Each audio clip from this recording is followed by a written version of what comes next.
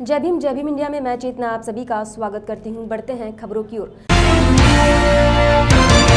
विश्व रत्न डॉक्टर बाबा साहब अंबेडकर की 125वीं जयंती के समापन समारोह में शामिल होने आई कांग्रेस अध्यक्षा सोनिया गांधी और उपाध्यक्ष राहुल गांधी ने पवित्र दीक्षा भूमि पर जाकर तथागत गौतम बुद्ध और बाबा साहब अंबेडकर की प्रतिमा पर फूल चढ़ाकर अभिवादन किया। इस दौरान दीक्षा भूमि स्मारक समिति ने सोनिया गांधी और राहुल गांधी का स्वागत कर दीक्षा भूमि स्तूप की जानकारी दी। अब देखिए, मूल बात यह है कि बाबा साहब अंबेडकर का जो व्यक्तित्व था वो एक साधारण व्यक्तित्व नहीं था। वो एक संस्था है, एक विचारधारा है, एक सोच है, और उस सोच पर ही कांग्रेस पार्टी ने देश को आगे बढ़ाया है। और उसी सोच और विचारधारा के ऊपर ये संविधान रचा गया और इस संविधान के अंतर्गत काम करते हुए पंडित जवाहरलाल नेहरू, लाल बहादुर शास्त्री, इंदिरा जी ने, राजीव जी ने, डॉक्टर मनमोहन सिंह जी ने देश को, नरसिम्हा राव जी ने एक मजबूत सामाजिक आर्थिक आधार पर खड़ा किया। और यही उम्मीद है कि यही विचारधारा इस देश के लिए उचित है, क्योंकि विचारधारा लोगों को जोड़ती है। ये विचारधारा अमीर और गरीब की खाई को कम करती है। दूसरी तरफ विचारधारा है संघ की, भाजपा की, जो अमीर और गरीब की खाई को बढ़ाती है, बड़े लोगों की मदद करती है, गरीब की योजनाओं का तिरस्कार करती है। इसी में यही फर्क है। बहुजन रिपब्लिकन एकता मंच की संयोजिका सुलेखा कुम्हारे के नेतृत्व में नागपुर के विदर्भ हिंदी साहित्य सम्मेलन सभागृह में महात्मा ज्योतिबा फुले और डॉक्टर बाबा साहब अंबेडकर का संयुक्त जयंती महोत्सव आयोजित किया गया। कार्यक्रम में सांसद उदित राज सहित कई हस्तियां भी मौजूद थी।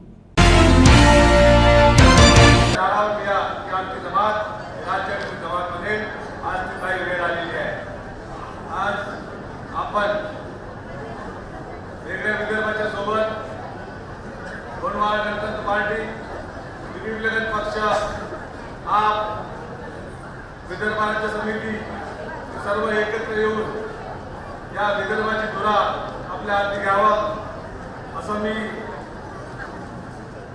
गौतम बुद्धांना प्रार्थना करतो। ताई आमच्या विदर्भाच्या मुख्यमंत्री व्हावा अशी मनापासून माझी इच्छा आहे। ताई आपण ही धुरा सोबत त्यांनी उदितराजी आपसे कहता हूँ, आप पहले भी आ चुके थे, इलेक्शन के पहले नागपुर आ चुके। हम आपके अनुसूचित जाति जमात सेल के इसमें आए थे। आपसे भी गुजारिश करता हूँ कि हम दलित, आदिवासी, माता, मुस्लिम, बहुजन ये सब अगर एक आ गए तो हमें हराने वाला इस विदर्भ में, इस महाराष्ट्र में कोई नहीं है। 11 करोड़ जनता इस आदिवासी समाज के महाराष्ट्र में 45 जाति व उपजाति मिलकर महाराष्ट्र में 153 जाति या आदिवासी समाज की है। भारत देश में 262 जाति है। 262 जाति बाबा साहब ने 262 जाति को इस आदिवासी समाज में लाया गया है। आपको बताना चाहता हूँ कि अनेक प्रकार के उपक्रम, अनेक प्रकार की सुविधा हमारे आदिवासी समाज में होने जा रही है। हम भाई से गुजारिश करेंगे कि आप हमें भी साथ लेकर हमारे को जिन जिन चीज़ों से परेशानी हो रही है, आप देख रहे हैं बोगस लोगों की ज़्यादा से ज़्यादा सर्व आदिवासी में घुसने की धनगर समाज बोल रहा है कि हमें आदिवासी में ले जाए। इस प्रकार से घटना में जो अधिकार बाबा साहब ने लिखे वो अधिकार का पूरेपूर अमल बजावनी हो, ऐसे मैं आपसे गुजारिश करता हूँ। केंद्र संविधान के रचयिता डॉक्टर बाबा साहब अंबेडकर की 125वीं जयंती के उपलक्ष्य में कोल्हापुर में लोक राजा शाहू महाराज विचार मंच की ओर से सर्वधर्मीय सम्मेलन का आयोजन किया गया। सम्मेलन में सभी धर्म के धर्मगुरु ने बाबा साहब के विचार और कार्यों का बखान किया। नष्ट करायची असेल, जातींची विषमता कमी व्हायची असेल तर जे शिवाजी महाराजांनी काय केलं, 18 पगड जाती 12 बलुतेदारांना न्याय दिला आणि 200 वर्षानंतर शाहू महाराजांनी बहुजन समाजाला न्याय दिला. 1902ला ज्यावेळी पहिलं आरक्षण करी संस्थांमध्ये 50% देण्यात आलं, त्यामध्ये मराठा समाजाचा सुद्धा समावेश होता. आज दुर्दैवाने ते नाहीये.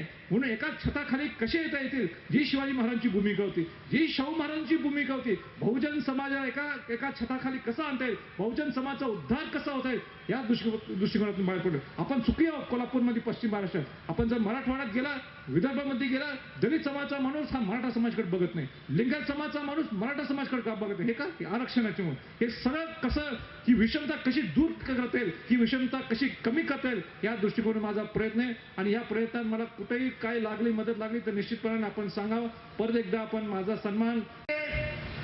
और समाज के अंदर तब्दीली, मैं मानता हूं, आपको मालूम होगा कि उन्होंने अपने टीचर से एक सवाल किया था कि हिस्ट्री किसे कहते हैं, एक लफ्ज में, एक वर्ड में मुझे जवाब चाहिए. तो उनके प्रोफेसर ने जवाब नहीं दिया, ले 2-3 लफ्जों में जवाब दिया, 2-3 वर्ड में. उन्होंने कहा कि हिस्ट्री का एक वर्ड में, मैं एक शब्द में मैं बताता हूं, वो तब्दीली और चेंजिंग है. तो इस तब्दीली के लिए, यानी बाहर की तब्दीली के लिए, सबसे पहले इंसानों को अपने अंदर तब्दीली लानी होती है. दुनिया में जितने भी लोगों ने परिवर्तन लाया है, उन सब ने पहले अपने अंदर और अपने मानने वालों के अंदर सबसे पहले अपने अंदर तब्दीली लाई है, परिवर्तन लाया है. उसके बाद ही बाहर तब्दीली आई है, बाहर परिवर्तन आया है.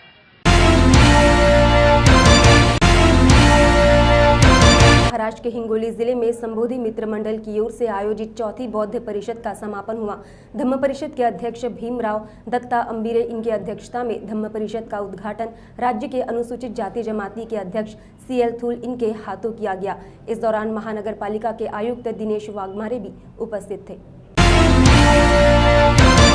एक दिवसीय धम्म परिषद में भिक्षु संघ की धम्म देशना के साथ ही धम्म दीक्षा भी दी गई. विचार मंच पर भदंत प्राचार्य खेमो धम्मो महाथीरो धम्मरत्न पुरस्कार के गौरव मूर्ति, नवी मुंबई महानगर पालिका के आयुक्त दिनेश वाघमारे सहित कई गणमान्य उपस्थित थे. 2016 संबोधि मित्र मंडल की ओर से आयुक्त दिनेश वाघमारे को 50,000 नगद सम्मान चिन्ह और मानपत्र CL थूल इनके हाथों धम्मरत्न पुरस्कार देकर सम्मानित किया गया. बंधुतेचा, प्रेमाचा, समानतेचा, स्त्री पुरुषांना समानता, जातीविरहित संस्था आणि प्रत्येकाला लोकशाही मार्ग काय याची शिकवण दिली आणि विज्ञानावर जो आधारित आहे असा धर्म दिला. आणि हा धर्म 1956 दिला. परंतु त्याची जी मी हिंदू धर्मात जन्माला आलो तरी मी हिंदू धर्मात मरणार नाही, मी धर्मांतर करणार आहे, ही घोषणा जी केली ती बाबासाहेबांनी 13 ऑक्टोबर 1935 ला केली. त्याच्या आधीची घटना तुम्हाला सांगतो. 12 ऑक्टोबर 35 साली बाबासाहेब नाशिकला गेले होते. कशा करता गेले होते? कारण बाबासाहेबांचा आणि शाहू महाराजांचा 1919 साली जो संबंध आला आणि बाबासाहेबांना हे जे पहिल्या माणगावच्या, कोल्हापूर माणगावच्या परिषदेमध्ये, वैष्णवताच्या परिषदेमध्ये शाहू महाराजांनी लोकांना सांगितलं होतं की तुमचा मसीहा आलेला आहे, तुमचा उद्धारकर्ता आलेला आहे. ही माणगावला म्हणजे दक्षिण महाराष्ट्राची जी सभा झाली होती त्यामध्ये बोलले होते. नंतर मे महिन्यामध्ये त्याच वर्षी 1920 साली नागपूरला परिषद झाली, तिथे देखील शाहू महाराजांनी तेच म्हटलं होतं. आणि त्या प्रेरणेतून बाबासाहेबांनी शाहू महाराजांनी निश्चित प्रकारे वसतिगृह सुरू करायचे आणि शिक्षणाकरता जे काही वंचित आहेत त्यांना शिक्षण देण्याच्या दृष्टिकोनातून जे प्रयत्न केले होते, त्या प्रयत्नातून निर्णय ठिकाणी सभा घेऊन शिक्षणाचा प्रसार करण्याची बाबासाहेबांनी सुरुवात केली होती. त्यातलं एक वसतिगृह नाशिकला बाबासाहेबांच्या नावाने सुरू होत होतं. 12 ऑक्टोबर 1935 ला त्याकरता बाबासाहेब नाशिकला गेले होते आणि त्या ठिकाणी सगळे चर्चा झाल्यानंतर दुसऱ्या दिवशी येवल्याला गेले आणि येवल्याच्या सभेमध्ये बाबासाहेबांनी धर्मांतराची जी जाहिरात दिली. त्यावेळी त्यांनी जाहीर केलं की मी हिंदू म्हणून जन्माला आलो, कारण माझ्या हातात नव्हतं, परंतु मी हिंदू म्हणून मरणार नाही. देखिए, संबोधि अकादमी की तरफ से जो बहुत ही प्रेस्टिजियस अवार्ड है धम्म रत्न पुरस्कार, ये धम्म रत्न पुरस्कार संबोधि अकादमी की तरफ से मुझे दिया गया है। इसका बहुत मुझे आनंद हो रहा है। और ये पुरस्कार जो सामाजिक कार्य जो है, सामाजिक कार्य के लिए दिया जाता है। और मेरे आईएएस के करियर में जो मैंने समाज के लिए जो काम किया है, वो काम के प्रति मुझे पुरस्कार दिया गया है। ये मेरे लिए बहुत बड़ी बात है। समाज से मुझे ये अपेक्षित है कि डॉक्टर बाबा साहब अम्बेडकर ने जो मूल मंत्र दिया है, शिका, संगठित व संघर्ष करा, एजुकेट, ऑर्गेनाइज एंड एजिटेट, ये अगर फॉलो किया कि समाज की जो उन्नति है, समाज की उन्नति हो सकती है।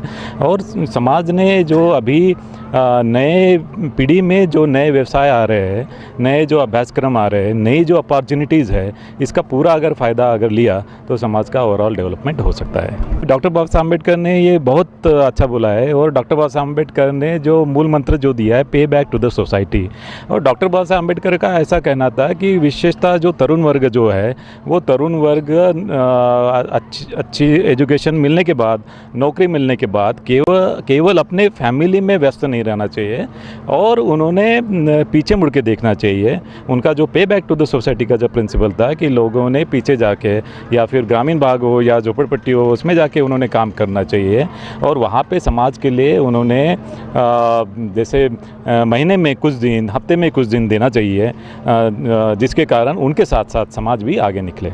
डेफिनेटली समाज की उन्नति 1956 के बाद बहुत उन्नति हुई है।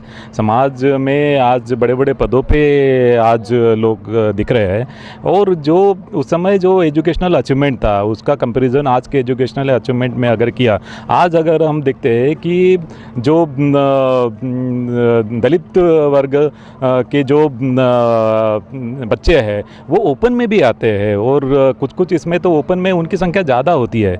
और इतना यानी आज एजुकेशनल अचीवमेंट और कंपटीशन जो है, कंपटीशन में आज कॉम्पीट कर पा रहे बच्चे और आगे निकल रहे हैं। लॉर्ड बुद्धा एक बहुत अच्छा चैनल है। और विशेषता समाज के जो ज्वलंत इश्यूज़ है और बुद्ध धर्म के ऊपर जो इश्यूज़ है और जो सामाजिक इश्यूज़ है, ये सामाजिक इशू को हाईलाइट करने वाला एक बहुत अच्छा सोशल एस्पेक्ट, सोशल सेक्टर में काम करने वाला ये चैनल है। लॉर्ड बुद्धा चैनल को मेरी शुभकामनाएं।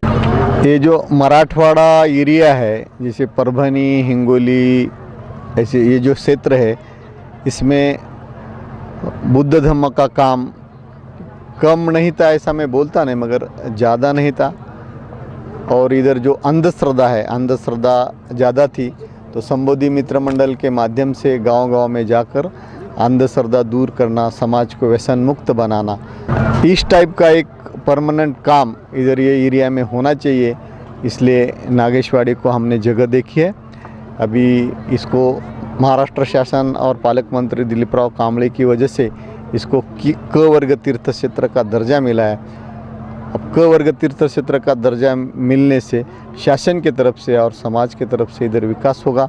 इधर बड़ा महाविहार होगा, विपश्यना केंद्र होगा, व्यसन मुक्ति केंद्र होगा। और ये परभनी, हिंगोली और नांदेड़ जिले के यहाँ बौद्ध उपासक है और अभी जनता है, उनके लिए एक बड़ा पर्यटक स्थल होगा। संबोधि अकादमी के माध्यम से बहुत सारे काम होते हैं। सामूहिक विवाह सोड़ा है, शैक्षणिक संस्था है, हॉस्टल्स है, वो चलाए जाते हैं और धम्म परिषद भी हो रही है। तो अपने समाज में बहुत सारे शासकीय अधिकारी है जो समाज के लिए खूब काम करते हैं, मगर समाज में उनका सम्मान होता नहीं। और सम्मान अधिकारियों के बारे में समाज में थोड़ा सा बुरा बोला जाता है। मगर संबोधि मित्र मंडल के माध्यम से हमने जो अधिकारी है, आईएएस अधिकारी, इधर बाकी के जो अधिकारी जो समाज के लिए काम करते हैं, वो उनके काम देखकर उनको पुरस्कार देकर सम्मानित किया। तो वो तो और अपने लाइफ में ज़्यादा काम करेंगे, मगर बाकी अधिकारी भी धम्म रत्न जैसा आज महाराष्ट्र में एक 50,000 और जैसे महाराष्ट्र भूषण पुरस्कार है, वो तो वैसा अपने बौद्ध समाज में धम्म रत्न पुरस्कार हो गया है। और अभी अब मेरा ये उद्देश्य है, मेरा स्वार्थ है कि बड़े बड़े अधिकारियों को ये पुरस्कार देकर उनका समाज के लिए योगदान बढ़ाना और गरीब समाज के लिए उनके सेवा का फ़ायदा करना, इसके लिए धम्म रत्न पुरस्कार हम दे रहे हैं। संबोधि अकादमी की ओर से अब तक 10 लोगों को पुरस्कारित किया है। जैसे महाराष्ट्र के additional chief secretary MR Patil साहब है, CL थूल साहब है, PWD के एक चीफ सेक्रेटरी थे कंधारे साहब है, हरीन हरकेर साहब है, अभी बहुत नाम है। महाराष्ट्र सूखा प्रभावित मराठवाड़ा के लातूर जिले के लोगों को पीने का पानी पहुंचाने के लिए सांगली जिले के मीरठ से पानी भरी एक ट्रेन रवाना हुई है। इस ट्रेन में कुल 50 टैंकर लगे हुए हैं। इसमें से हर टैंकर में करीब 50,000 लीटर पानी भरा है। नहीं, कुछ नहीं, 2-3 साल हुआ, मंजूरी नहीं देता सरकार, कुछ नहीं देता।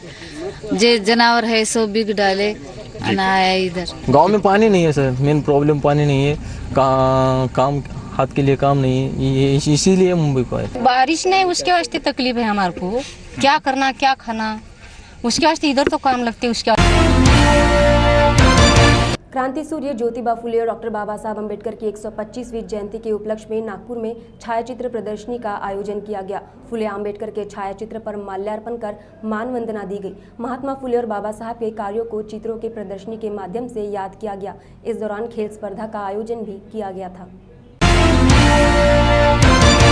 Ambedkar right movement of culture and literature की ओर से समाज में उल्लेखनीय कार्य करने वाले लोगों को जीवन गौरव पुरस्कार से सम्मानित किया गया। नागपुर में डॉक्टर गंगाधर पांतावने ने कहा कि महाराष्ट्र राज्य के 2 या 4 भाग कर छोटे राज्य बनाने की बात डॉक्टर बाबा साहब आंबेडकर ने भी की थी। 1981 साली भंडाऱ्याला जे साहित्य संमेलन त्यावेळी आवर्जून केली होती की असं आपले जे राजकीय क्षेत्रातले सामाजिक क्षेत्रातली जी माणसं आहेत जी अज्ञात आहेत, माहिती नाही, पण त्यांनी खूप काम केलेलं आहे। अनेक सभा संमेलन त्यांनी भरवली आहेत, त्यापैकी संभाजी आणि निंबाजी उळगाटे होते त्या काळातले। तेव्हा अशा अनेक अज्ञात आणि अशोक उळगाटेचं त्यांचं तर नातंच आहे, त्याच्यामुळे काही प्रश्नच नाही। त्याच घराण्यातून ते वडीलच त्यांचे होते, त्याचा काही प्रश्नच नाही। तेव्हा ती सूचना महेंद्र भवरेंनी केली फार महत्त्वाची आहे की अशी ही जी अज्ञात अशी माणसं बाबासाहेबांच्या चळवळीशी जोडली गेलेली होती तेव्हा त्यांच्यावर सुद्धा लेखन करणं, त्याच्यावर नाट्य लिहिता येईल, नाटक लिहिता येईल, कथा कादंबऱ्या लिहिता येऊ शकतील। परंतु हे जे अनेक अज्ञात माणसं आहेत त्या अज्ञात माणसाचा इतिहाससुद्धा आला पाहिजे। हिलो कोसारेने एक फार चांगलं काम केलं, विशेषतः विदर्भातील दलित चळवळींचा इतिहास त्यांनी लिहिला, आपण वाचला असेल असं मी मानतो। त्यांनी एक मोठं काम केलं, ते मोठे संशोधक होते हिरो कोसारे, आणि त्यांनी जे काम केलं ते अधिक ते पुढे नेणं फार गरजेचं आहे। कारण संबंध देशामध्ये हा विशेषतः नागपूरमध्ये बाबासाहेबांनी आपल्या फार महत्त्वाच्या चळवळी त्यांनी केल्या, फार महत्त्वाच्या चळवळी त्यांनी सगळ्या केल्या। आणि म्हणून या शहरातला जो सगळा इतिहास आहे, सामाजिक आहे, सांस्कृतिक आणि राजकीय, डोंगरे नावाच्या एका व्यक्तीने त्याच्यावर शोधप्रबंध लिहिलेला आहे ज्या नागपूरच्या चळवळीवर। पण अजूनही अनेक अज्ञात अशा गोष्टी आहेत, त्यांचं लेखन होणं नितांत गरजेचं, ते व्हायला हवं असं मला स्वतःला वाटतं। जीवन गौरव पुरस्कार आपण दिल्यामुळे एक माझ्या अनेक जबाबदाऱ्या वाढलेल्या आहेत। आता मी 80 वर्षाचा आहे, अजून या जबाबदाऱ्या केव्हा किती पेलवतील आता पुढे काही सांगता येत नाही, परंतु ज्याला मी मिशन मानलेलं आहे। अम्बेडकरी सामाजिक संगठना और कर्मचारी अधिकारी संगठना की ओर से इंजीनियर भीमराव हटकर इनके नेतृत्व में बाबा साहब डॉक्टर भीमराव अंबेडकर इनकी शतकोत्तर रौप्य महोत्सव जयंती के अवसर पर 14 अप्रैल को राष्ट्रीय ध्वजारोहण तिरंगा लहराकर वंदना करने की मांग का ज्ञापन जिलाधिकारी को सौंपा। साथ ही डॉक्टर अंबेडकर इनकी जयंती पर राष्ट्रगीत और प्रस्ताविका वाचन शासकीय गैर शासकीय संस्थाओं में ध्वजारोहण करने की मांग भी की गई।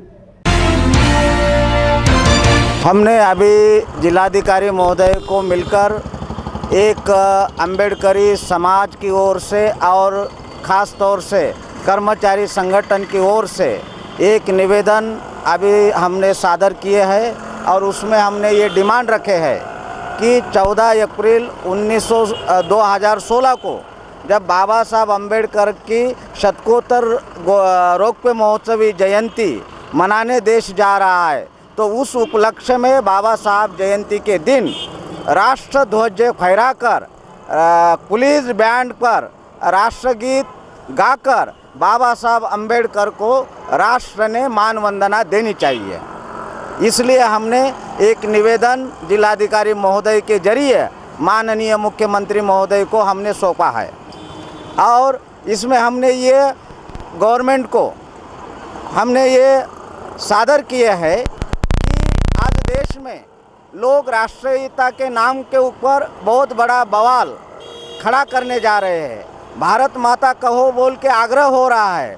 लोग कह रहे हैं कि हम भगवा झंडा को राष्ट्रीय झंडा बनाएंगे, कुछ कह रहे हैं कि हम राष्ट्र गीता को राष्ट्रीय ग्रंथ कहने जा रहे हैं। तो हमारी मांग है कि बाबा साहब अम्बेडकर ने इस देश में सबसे पहले 1938 में जब बम्बई असेंबली के अंदर कर्नाटक का बिल आया तो बाबा साहब अम्बेडकर ने कहा कि हम पहले भारतीय है और अंतिमता भारतीय है।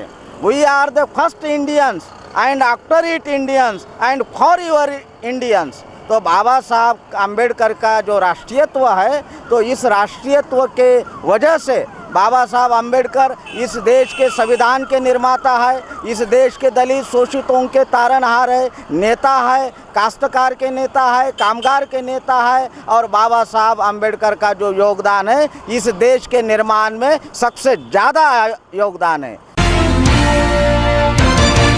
महामानव डॉक्टर बाबा साहब अम्बेडकर की 125वीं जयंती के उपलक्ष्य में शतकोत्तर रौप्य महोत्सव समिति की ओर से विभिन्न कार्यक्रमों का आयोजन किया गया।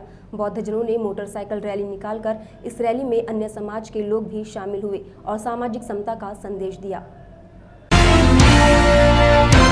हमारा धाड़ विभाग की जो शतकोत्तर डॉक्टर विश्वभूषण डॉक्टर बाबा साहब अम्बेडकर रौप्य महोत्सव संयोजन समिति है, उस समिति के कार्य अध्यक्ष और मुख्य संयोजक डॉक्टर सूरज जी वानखेड़े, इनके नेतृत्व में जो ये रैली निकाली गई, इस रैली द्वारा सब समाज के युवक इसमें सम्मिलित है और ये मानवता का जो संदेश है, जो शाहू फुले अम्बेडकर के महापुरुषों को अभिप्रेत था, वो संदेश गांव-गांव में पहुंचना चाहिए। और बाबा साहब का जो सर्वव्यापी कार्य है कि केवल दलितों के लिए नहीं, पिछड़े जातियों के लिए, काश्तकारों के लिए, ओबीसी के लिए जो बाबा साहब ने काम किया है, उसका संदेश और उसका प्रचार व्यापक स्वरूप में जाना चाहिए।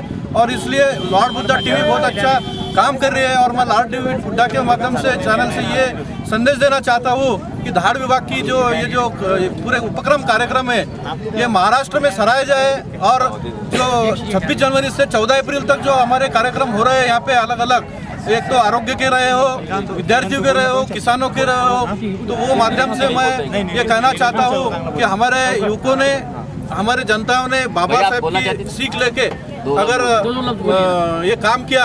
रॅली सर्व धर्म समभाव आहे, सगळ्यांना मिळून घेऊन चालणारी आहे, समाजकारण करणारी आहे। यात काही असं वेगळं करून दाखवायचं होतं आपल्याला, म्हणून पूर्ण महाराष्ट्रामध्ये असं व्हायला पाहिजे, असं घडायला पाहिजे। साहेबांची 125वी जयंती आहे आणि सर्व धर्माच्या लोकांना सोबत घेऊन, कारण की बाबासाहेबांनी एकटेच बौद्ध लोकांसाठी काम नाही केलं। बाबासाहेबांनी सर्व प्रत्येक भारतातल्या प्रत्येक नागरिकांसाठी, जनावरांसाठी सर्वांवर उपकार आहेत। भारताचे संविधान आहे म्हणून या जगामध्ये भारताची ओळख ह्या संविधानाला होते आणि संविधानाला प्रत्येक व्यक्तीवर, प्रत्येक जीवावर उपकार केलेले आहेत आणि ते उपकाराची परतफेड सर्व लोकांनी करावी आणि सर्व बाबासाहेब बौद्ध धर्माचे नसून सर्व जनतेचे आहे। त्यांना माझं आव्हान आहे की बाबांना ओळखा, बाबांना अभ्यासा। बाबा साहब अम्बेडकर की 125वीं जयंती के उपलक्ष्य में चंद्रपुर जिले के भद्रावती में संविधान सम्मान रैली निकाली गई। चंद्रपुर दीक्षा भूमि से निकली यह रैली संविधान की जानकारी देते हुए 107 गांव तक भ्रमण कर भद्रावती पहुंची। संविधानाचे शिल्पकार डॉक्टर बाबासाहेब आंबेडकर यांच्या पूर्णाकृती पुतळ्याला अभिवादन करून आपण या संविधान सन्मान रॅलीचं स्वागत केलं आहे। या संविधान सन्मान रॅलीमध्ये जे मान्यवर उपस्थित झालेले आहेत त्यांचं सुद्धा आपण स्वागत केलं आहे। त्याबद्दल संविधान सन्मान रॅलीच्या संयोजक या नात्याने मी आपले हार्दिक आभार मानतो। बांधवांनो, ही संविधान सन्मान रॅली का काढावी लागली, त्यामागची पार्श्वभूमी काय आहे, ही पार्श्वभूमी विदित करण्यासाठी, या संदर्भात लोकजागरण व्हावं याकरता आणि त्याच वेळी तिथल्या केंद्र सरकारला आणि महाराष्ट्राच्या सरकारला काही इशारा देण्याकरता सुद्धा ही संविधान सन्मान यादी आलेली आहे. मी या ठिकाणी फारशा काही घटनांचा उल्लेख करणार नाही, फक्त त्याचा सुतोवाच करतो आहे की भारतीय संविधानाचा पहिला कलम आहे India that is Bharat. India that is Bharat ते पहिलं कलम सांगते आहे की हा देश भारत राष्ट्र आहे. आणि असं असताना देखील या देशामध्ये अशी मागणी केली जाते आहे की या देशाला हिंदू राष्ट्र घोषित करा. काल परवाच आपण स्टेटमेंट ऐकलं असेल प्रवीण तोगडिया यांचं, त्यांनी मागणी केली आहे की हिंदू राष्ट्राची मागणी त्यांनी जी केलेली आहे ती आम्हाला निषेधार्ह वाटते. काही व्यक्ती अशी मागणी करत आहेत की भगवद्गीता हा या देशाचा राष्ट्रग्रंथ व्हावा. ती मागणी सुद्धा कशी चुकीची आहे. आणि या भारतीय संविधानानुसार भारत देशाचा राज्यकारभार करतो ते भारताचं संविधान हाच आपला राष्ट्रग्रंथ होऊ शकतो, दुसरा कोणताही राष्ट्रग्रंथ होऊ शकत नाही. या सर्व विषयांच्या खोलामध्ये जाऊन जसं आज पुन्हा आपण टीव्हीमधून ऐकलं असाल की वंदे मातरम हे गीत राष्ट्रगीत म्हणून स्वीकार केलं जावं आणि जनगणमनाला डावललं जावं. आज की जय भीम इंडिया में फिलहाल इतना ही. फिर होगी मुलाकात, तब तक के लिए दीजिए इजाजत. जय भीम.